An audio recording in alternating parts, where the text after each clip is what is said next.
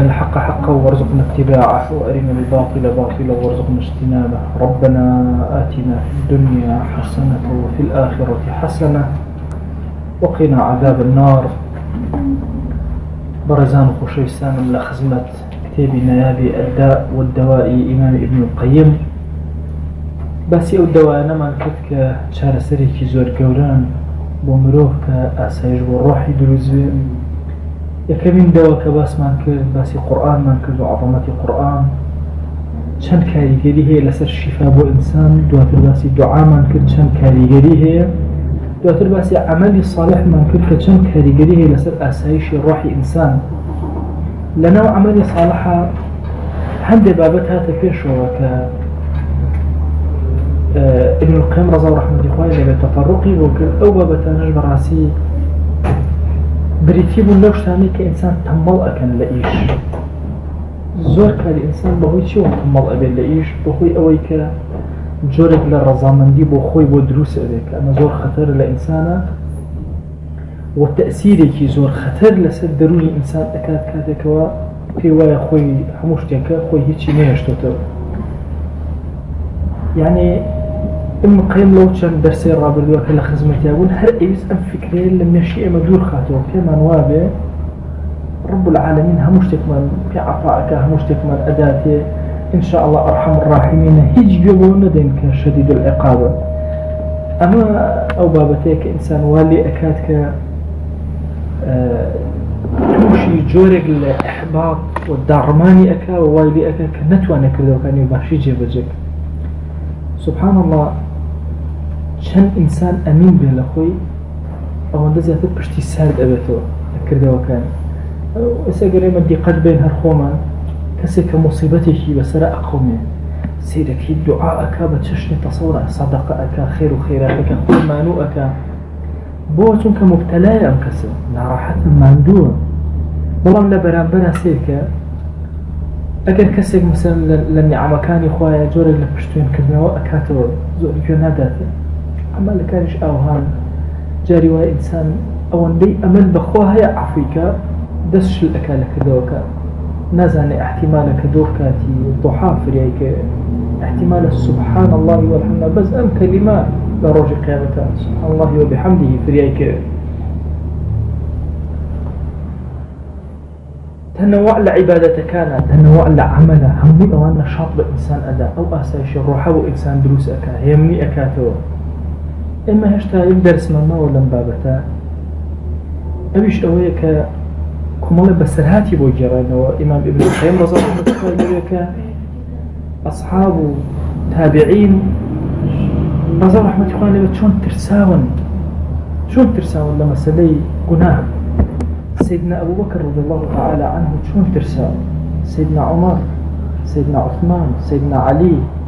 يعني شون ترساون لقناه أصحاب شون بون كقناه يشان كدو شون دنيا اللي هاتو تويك يعني شن بخوف وسيري خوينا كردو يعني إمامي أبو بكر بيذكروا مجدي بهاشتي فيدراو إيماني لإيمان أمة قرستر بصديق خليفة جنشيني في غمريان صلى الله عليه وسلم نوبانجيه لقال أولا شاء فرمي خوزقا من مويك أبو مطالمويك أبو لا شيء كسيك إيمان دار كاتك عبداتي أكرام من جبل لا شيء أو هما فارزقا الدفاع من لا شيء أو كذا إيشك يمكن بسفر لا شيء كسيك مسلمان أم حالتك بو أصحاب دروز بو حتى بو إما الدروز لمتو أسايش الرحمة بو دروزنا رحمة إخوالي البخاري باب بدأني باب خوف المؤمن أن يحبط عمله وهو لا يشعر يقبل بدأني أبي إيمان دار زور بترسل لويك هرشي كده دي هلوشتوا لكاتك بخوي نازل وهم يحسبون أنهم يحسنون الصنع أخوة جاري واحد كدوا إيشي باشكي يعني سيرك كنت تناو دارك كرده وكان هم هلوشاوت زور طبيعي شون ياسايك هي يعني أسئل هو ضم ياسايا زور خوش أرين كرده ويكي كما كين برزبين ولا لا إخوة زور لما قبولك احتمالا ينجر وتبت سبحان الله بحصد جل قيامتها والمسير فداج وركدته أما طواو بەڵام ئەبێت لە بەرامبەریشە ئەمە لای ئێمە دروست بوو بێ کە هەندێک جاری یەک گوناه کردەوەیەکی زۆر ئەسرەتە تۆ تەسەوەر کە جاری وا هەیە زوڵم ئەکەی لە کەسێک بیرکەرەوە ئەم زوڵمە دڵی ئەم کەسەی شکان ئەم دڵشکانە بەچی جێبەجی یعنی بەچی پینێ ئەەکەی لەو ئەچی هەرچی کردەوەتە لە ڕۆژە کامەکە ئەمە بردبێتی سبحان الله ئەو کەسانی کە دەسەڵاتدارن مەرج دەسەڵاتدار حکوومەتێک نییە دەسەڵات برایەک لەگەڵ خوشکێکە ئافرەتێ لەگەڵ مناڵەکانی خۆیە هاوسەرێ لەگەڵ خێزانەکەیە لە فەرمایشتا فەرمێ پیاوێک ئەگەر جوێنی دا بە خێزانەکەی نەیتوانێت جوێی باتەوە هیچی نەوت وەستا یان نەیویست ماڵەکەی تێکچێ یان ڕووی نەبوو یان بە هەر شێوازێ بوو جوێی مێردەکەی خۆی نەدایێت ئەمە زوڵمێکە لێی کرەوە مافرد ئەگەر پیاوەکەی پێوە تۆ زیناکاری ئەمیش بێدەنگی کرد و چی بکە بێدەسەڵات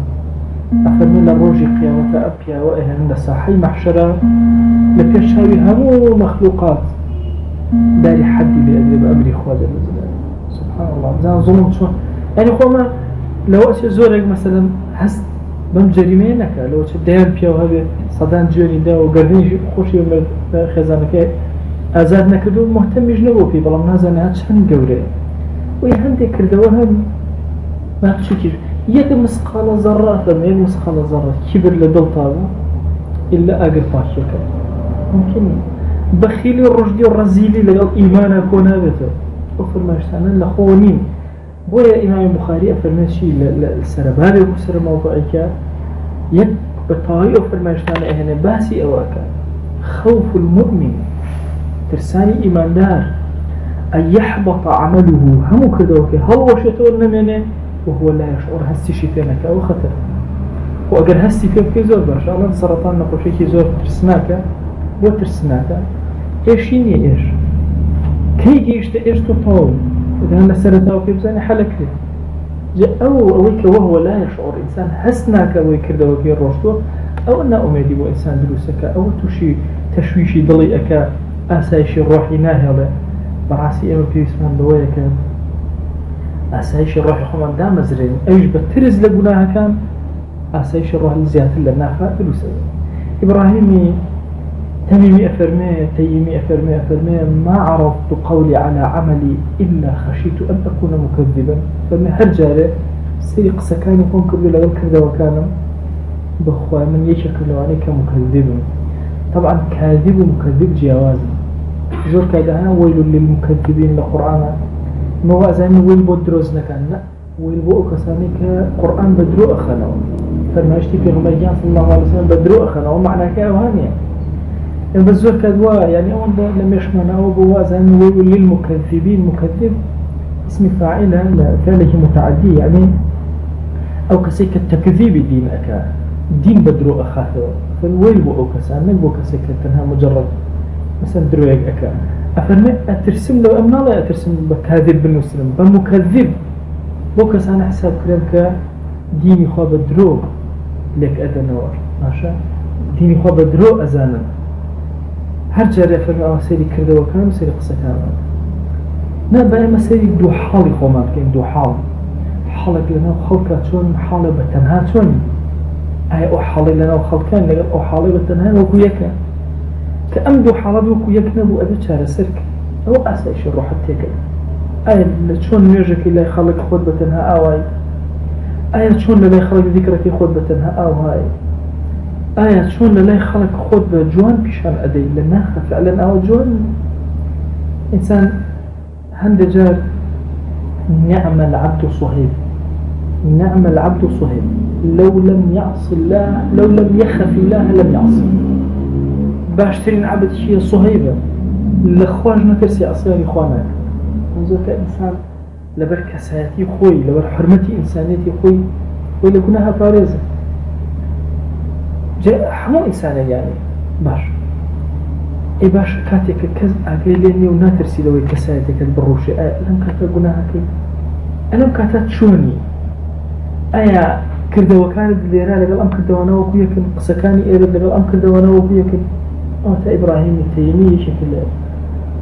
كبار اولياء بقولي أفرمي سبحان الله هرقات بشان يكتر يعني أدم يعني كما برامبر يكتر قصة كان من الكردة وكان أترسمي كيكم لمكذبة كان وأنا كدين بدرو أخر ابن أبي مليكة أفرمي سيدانا لأصحابي في غمر صلى الله عليه وسلم بني هل هم أترسم منافق بهم أصحاب رسول الله صلى الله عليه وسلم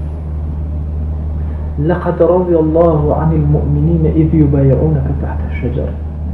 هزار شوارصيا في غمريان صلى الله عليه وسلم بسرعة فرمي كي بيعتم على ترسم مردن هزار شوارص الصحابة لبيعة الرضوانة بس ينبرس كذبو أهسي بسي في غمريان صلى الله عليه وسلم إمام عثمان كان لوين أبو في غمريان صلى الله عليه وسلم بس يتشكي خوي دانا فرمي أول بس عثمان لبري بس عثمان أم هزار شوارص الصحابة أخوان القرآن فرمي لقد رضي الله عنهم إنه جلالا بو أصحاب الله رضي الله عنهم وانيا سنة الصحابة ناي في غمريان صلى الله عليه وآله وسلم صلواتي بأدي أصحاب الله رضي الله عنهم هر صحابة إلا 10 مبشرة به هر صحابة لو هزاروا شوارص الصحابة به رضي الله عنهم دعاني ولي دعاني أي شيء خبر يعني خوالي راضي بو أولا يعني خوالي راضي بو توقع وتايفين بلام غيري أولا الله رضي الله عنه يعني خوالي كان لها الراضي دي أفرنا سيدنا لأصحاب بني كأصحاب سبحان الله بتشاوكاني سريا في غمريان صلى الله عليه وسلم بني أفرنا أنس يكيب للتابعين أنسي بني أفرنا تشاوي أنسي ماسكت وتي أو تشاو ماسكتهم كفي غمريان صلى الله عليه وسلم بني أفرنا سيدنا لما نبني كلهم يخاف النفاق على نفسي أترسى منافق به ما منهم أحد يقول إنه على إيمان جبريل وميكائيل ليش كان يقول والله من أو إيمانك شون جبريل وميكائيل دام زرا من أوهم هم وين أترسل لك أم ترسوا أك أسايج والروح بينه أم ترسوا لي أك كرد وزيات تركي أك ترسك النبي أو ناكي أو جهدت نابع جاري كان كشيكم هو ولا مدرسة يجي لما وصلنا وتي شكاتي أكم لا يبغى مرة كان مناول زق مناول شو حتى بين أخذكم شو نجم كم جانب شو نجم أبارامو أهلا الله أخوة بس دبيري بيته شكاتي لك أو شكاتي لك دوم هرا أو تبوي بس سبحان الله شو كترسم هبو حتى يعني خريبو نخ خوم لنكب حج بس جاي الراك شام يسم خوم نمتوان خلصنا ودسم فيك دو دا أبارامو الأخويان بس ببونكم نلو استتي قبل معنى خوف أجل إنسان هاد خوف لضلي أبو تشونا برامبر بأخوانك يعني أم أصحابنا أم صحابي برز الكرام باشترين جيل كشي الأخوان أترسلنا وكل منافق كان من كردويزي هتركب بوي إمامي أبو بكر بن الرضا ورحمة خوي لك هم كردو جوانا أكا لقل أوشا مجدد بهشت كدر إمام عمر أو خزمة إمام عثمان عبد الرحمن كرة عوف مجدين بيدرا ولا قال وش أوهم خزمة أكان يكزر رأس هدنامنا ولا كذا وكان يعني وهو كاري أو ترسية أفرمي أجرنا ولا حسني بصري أفرمي باسي خوي أكل أيو ما خافه إلا مؤمن وكذا أخوانا ترسي إلا كسي إيمان دارنا به وما أمينه إلا منافق وكسي كأمين الأخوة إلا منافق سبحان الله أما دائما لا أم أخيري صحوة إسلامي هات الأمس اللي خافوا من هالقد هاو لأن الدعوة الإسلامية هاو ناقر هي الطبيعي بيو يعني سيوة تصور كان شن كسي مسلمان هي آلو دبا قوراني شن كسي مسلمان هي آلو دبا فليم شن كسي مسلمان هي آلو دبا أنواع جوري قناه دي بوشي هو كأم أمينيه تشيبو أمين إشي منافقا ولا أسو دي دروني شو مدلوزنا به الرحمن ارتقاناك إنه في اسمان بوايا دائما لبين أخف رجاء والله كي زانيد كتو أميني تاو يتكشف نما بترسل أخو كي زور ترسل رب العالمين أو كاتا دليلي أو يتوى إيمان تيدا في فرمايش تحسيني بس عمر يكون خطاب رضا رحمة خوالي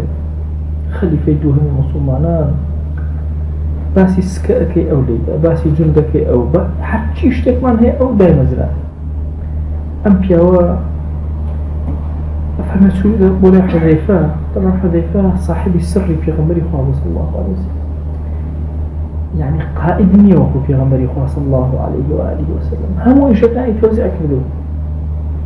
تسير كان أبو ذر غفاري هرشي زهديات لا هرشي فرائض لا زيد كل ثابت سيرك هل كان إشي حذيفة أسراري في غمر صلى الله عليه وسلم ناوي منافقة لا أول شن منافق هي لزمان في غمر صلى الله عليه وسلم يعني متهم بالنفاق مرجع منافق بس اتهام كده طبعا سياسته حفتها كسبان هيك اتهام كريون بالنفاق لزمان أصحابه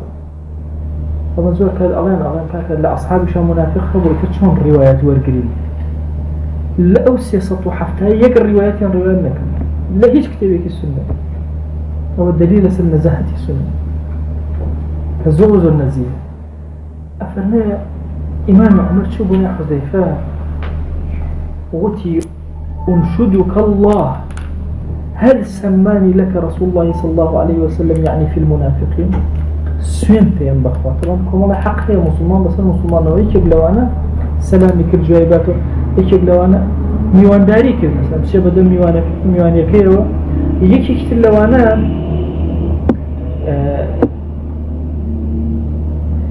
مسألة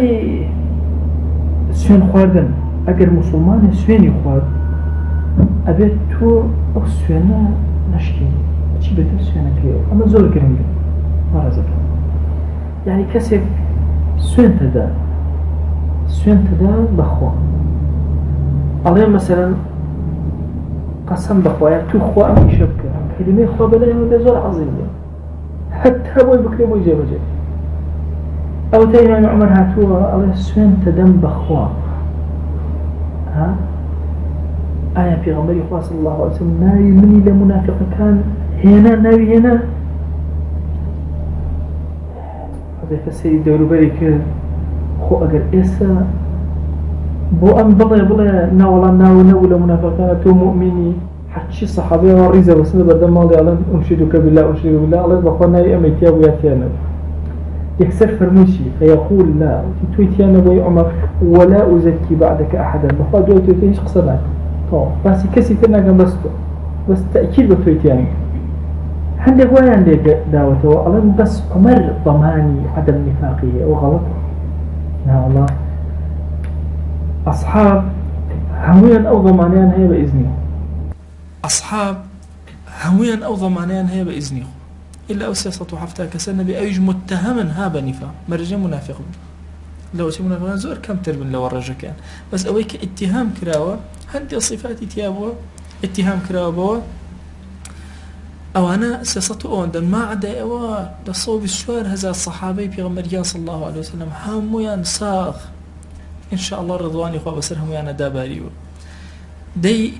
إمام عمر سبحان الله سيركي أوا تركيز بدواي واقرب بسان مخوم لمنافق كان بدواي أمو خزمة قورة بودين دواي هم إيشا قورة أفرمي فسمعت شيخنا طبعا كتب ابن القيم لكيا باسي الشيخ كي خوي كر باسي ابن تيمية شكو ابن القيم تلبي ابن تيمية فرمي الشيخ كم فرموي جمله فرموي مرادي إمام عمر بم كلمة ويا مرادي حذيفة بم كلمة لا أزكي بعدك أحدا اتركسي التسكينا كما بس يونمو آية المنافقة بلكو ما بس أوبك أم درجة لخم ناكم وداخ ناوي كسنا هنا بتتاوتو أول وأخير أفرمي نزيك لما ابن القيم أفرمي قصي في غمر جانا صلى الله عليه وسلم رجل باسي صفاتي إما داراني كركم الله صفاتي باسك فرمي هركسي أم صفاتاني تيابي للرجل قيامتها كسيك أبي لو حفتا هزار كسيك وأجتنا باشتوا بحساب كتاب ألم كاتا أكاشا صايوتي يا رسول الله صلى الله عليه وسلم أدعو أن يكون منهم دعاك باشكم من لوانا فرمي فأنت منهم تويكي لوانا عكاش سورة الخلود يكسرنا فريق صوتي يا رسول الله صلى الله عليه وسلم دعاش كبومن فمن سباقك بها عكاش بوسك هرهم يوبا منهم هل لا أخفت هزارك طايانك فرمي سباقك بها عكاش دعاء وين أنفر ما يشترش بالضبط أواك فرمي لا أزكي أحدا بعدك لدواي تويتر طاو تسكيهش كسرنا كم بكسنا لهم ما بس ئەوە نەبووی تر ئەوەی تر نیفاق هەبێ خوا پەنامان بە نەخێر ما بس ئەوە بوو کە ئەم دەرگایەدا ئەخەم چۆن پێغەمبەریان صلی الله عليه وسلم لە باسی عکاشەیە دەرگاکەی داخست خوش باشتر ئەزانێ مامۆستا ڕەشیدی بابان فەرمایشتی عکاشەی کردو بە شعرێک فەقەیەکم شعرەکەی ناردبوو طبعا مامۆستا ڕەشیدی بابان بەسەرێکێک لە هاوڵەکانیان نووسیوێتی ئەفەرمێ خوایە عەفوم بکە و ڕەحمت ببێ پێم عەفوت بکە و ڕەحمت ببێ پێم لە ڕۆژێکا کە غەیری سێبەری تۆ پەنا نابێت لە قەهری ئاگری تۆ ئەو نازانم کەی فەرمووە بەس فەقەکە نووسیوی من و دائم لە ژێریادا بنیشین بە فەزڵی تۆ هیچ زەحمەت نەکێشین وەکو عکاشە لەو 7,000 بچین داخڵ بین لەو مێرغوزار طبعا مەسەلەی 7,000 کە لەو کاتەی پێغەمبەریان صلی الله عليه وسلم فەرموویەتی یەکێک بۆ لە دوعای پێوە گەورەکە یعنی یەکێک لە دوعای ئەولیا ئەوە بۆ لەو 7,000 بن بۆ حساب و کتابم لەگەڵان نەکرێ لە هیچی من نەپرسرێتەوە وەرە زۆر عەزیمە یعنی هیچ صفتێک هیچ کردەوەیەک هیچ خراپەیەکی دڵم هیچ خراپەی دەستم ئەبەد لێ ناپرسرێتەوە بۆیە یەکێک لە دوعاکان ئینسان دائیمە دوعا بکە خوای گیان هیچ حساب و کتابێک لەگەڵ منان نەکەیتەوە یەکێکم لەو 7,000 داوا ئەکەم و ئەپاڕێمەوە و ئەلاڵێمەوە لە ڕەب العالەمین خوای گیان داوا لێ ئەکەین بە ناوی جوانت بە صیفەتی بەرزە بە ئیسمی عەظەمت خوای گیان لە گوناهەکانمان ببوورێ ئەکرەم الئەکرەمین گوناهێ بە ئاشکرا کردومانە عەفومان کە گوناهێ بە پەنهان کردومانە عەفومان کە خوای داوا لێ ئەکەین لە گوناهی چاومان ببوورە لە گوناهی دڵمان ببوورە پەروەردگارە هەر گوناهێ خەتەرەی کردو بە دڵمانە عەفومان کە یا رب العالمین ئیخلاسمان پێ عەتاکە لە ڕیا بمان پارێزە لە تەکەببر بمان پارێزە پەروەردگارە داوا لێ ئەکەین بە ناوی جوانت بە صیفەتی بەرزە بە ئیسمی عەظەمت خوای گیان ئێمە لەبەر خاتی تۆ لە خزمەت کتێبی ئەم پیاوە گەورەیە دانیشین تو گەورەی خۆت ئاسایش بەسەر ڕەحمانە ببارێنە دڵەکانمان ئارام کە ماڵەکانمان ئارام کە ئەم وڵات و نیشتمان و شارەی ئێمە ئارام کە یا رب العالمین ئارامی بەسەر ئومەتی پێغەمبەری خۆیان صلی الله عليه و آله وسلم ببارێنە خوایە ئارامی بەسەر مردوەکانمانە ببارێنە لە گوناهی دایک و باوکمان ببوورە لە گوناهی برا و خوشەکانمان ببوورە لە گوناهی خزم و کەسوکارمان ببوورە لە گوناهی ڕەفیق و هاوڵ و دۆست و عەزیزان و خۆشەویستانمان ببوورە پەروەردگارە لە گوناهی مامۆستا و قوتابیەکانمان ببوورە لە گوناهی خێزان و مناڵەکانمان ببوورە تو گەورەی خۆت خوای گیان داوا لێ ئەکەین بە ناوی جوانت بە صیفەتی بەرزە بە ئیسمی عەظەمت هەر کەس مافێکی بەسەر ئێمەوە هەیە خوای لە گوناهی ببوورە یا ئەکرەم الئەکرەمین تو گەورەی خۆت غیبەتی هەر کەسمان کردو خوای لە گوناهی ببوورە دڵمان خەتەرەیەکی خراپی کردو بەرامبەر بە هەر موسڵمانێ خوای داوای عەفو لێ ئەکەین بۆ ئێمە و عەفو داوای عەفوش لێ ئەکەین لەو موسڵمانە یا ئەکرەم الئەکرەمین یا ربی خوایە داوا لێ ئەکەین بە ناوی جوانت بە صیفەتی بەرزە بە ئیسمی عەظەمت یا ربی خوایە هیدایەتمان زیاد کە نێوچەوانمان بگرە بۆ خێر دروستمان کە بۆ خزمەتی دینەکەت یا رب العالمین شیرینی ئیمان لە ناخمانە بچێنە یا ئەکرەم الئەکرەمین یا ربی خوایە داوا لێ ئەکەین بە ناوی جوانت بە صیفەتی بەرزە بە ئیسمی عەظەمت خوای گیان چۆن ئەم بارانی ڕەحمەتت ئاوا بەسەرا باراندین بە ئەندازی قەتەراتی ئەم بارانە سەڵەوات بۆ دیداری پێغەمبەرگیانمان صلی الله عليه وسلم ببارێنە خوای گیان بە ئەندازی گەڵای وەریوی ئەم پایزە پەروەردگارە سەڵەوات بۆ دیداری پێغەمبەرمان صلی الله عليه و آله وسلم ببارێنە خوای گیان بە ئەندازی گیای سەوز بوو پەروەردگارە سەڵەوات بە دیداری پێغەمبەرمان صلی الله عليه وسلم بگەیەنە بە ئەندازی دەنکی هەنارەکانی هەڵەبجە سەڵەوات بە دیداری پێغەمبەرگیانمان صلی الله عليه وسلم ببارێنە پەروەردگارە سڵاوی ئەم میرسە بگەیەنە خزمەت پێغەمبەرگیان صلی الله عليه و آله وسلم یەک ناومان لە خزمەتیا بێنە یا ئەکرەم الئەکرەمین یا ربی خوای گیان خۆشەویستی ئەو خۆشەویستە لە دڵمانە زیاتر کە یا ئەکرەم الئەکرەمین تو گەورەی خۆت خوایە هەر یەکەمان کۆمەڵە گرفتمان هەیە تۆ خۆت ئەزانی ئێمە زۆر فەقیر و محتاجین تۆ زۆر دەوڵەمەند و بێ ئاتاجی یا ئەکرەم الئەکرەمین خوای گیان ئەم عەبدە زەعیفانەت دەستی زەعیفیمان بۆ تۆ بەرز کردوتەوە بەخوا پەروەردگارە ڕکوع نابێن بۆ تۆ نەبێ سوجدە نابێن بۆ تۆ نەبێ إلهي تو خود أزاني دسي دعاء برزناكين وبوتون به ديا إلهي داولي أكين بناوي جوانت وصفتي برزت باسم عظمة يا رب العالمين هرچی حاجة وقرفت ما نشار سريك بوما خوايان هر قرفتو كشيك من هي وما نشار سرك آجا ولا مالا كان مانا مهيلا ضل كان من هي منك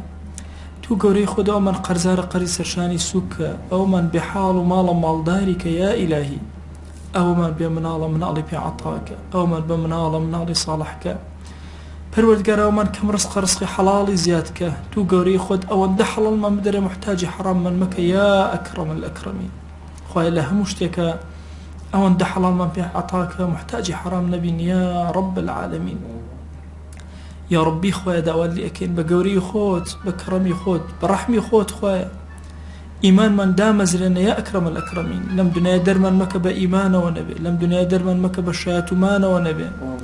خواهي جان زليلي سرجاق من مكة زليلي دسي نامرد من مكة زليلي دسي إنسان كان من مكة يا أكرم الأكرمين تو قوري خود خواهي ممان قوزين لقناها كانوا الزليلي بردم قناها كان من مكة بهيز من كلا بردم قناها يا أكرم الأكرمين قناها كان لبيرشومان يا ربي خواهي قيزونك يا أكرم الأكرمين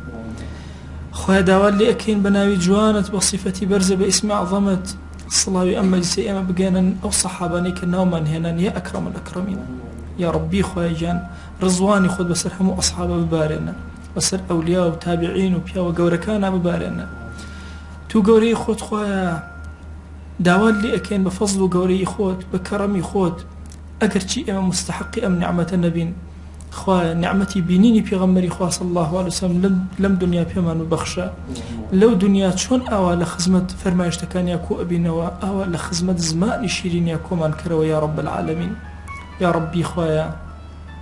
داوان لي أكين بناوي جوانت بصفتي برز باسم عظمت يا ربي خواهي جان هرچی کشو مشاکلك من هي بخوا تو خود أزاني دلكان من بريا إلهي تو خود بمن عطاك يا أكرم الأكرمين خوايا كزنية لتو سخي تربية پروردگارا بخوا كسي سخي كز لبردم مالك درناك وإما يقنها بار ارچي قنها بار بين إلهي هاتون تبردم مالك وقابيكيتو يا إلهي أزانين درقان رحمتي تولى إما دانا آخري پروردگارا ودسي ضعيفي وزليل المام وتوبرس كردتو أي إلهي بمن عطاك يا أكرم الأكرمين پروردگارا إما عبد قناه كاركاني توين كتب لبيك وسعديك جوابيان أديتوا يا إلهي جوابي أم عبدانت بدروا يا أكرم الأكرمين خوايجان لد أبارينا ولد ألالينا ويا إلهي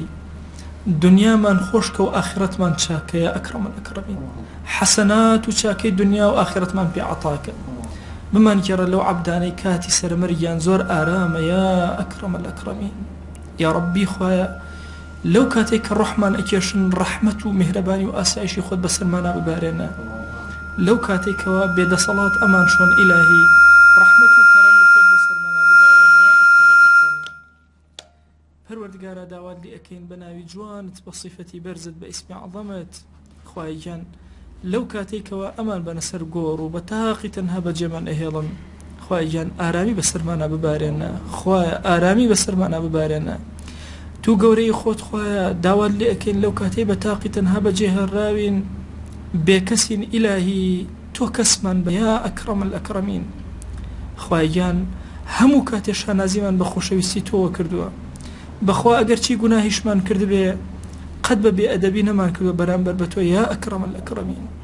نزالي وشهوت ظالبو بسرمانا يا إلهي عفو منك بزي بسرمانا ببارنا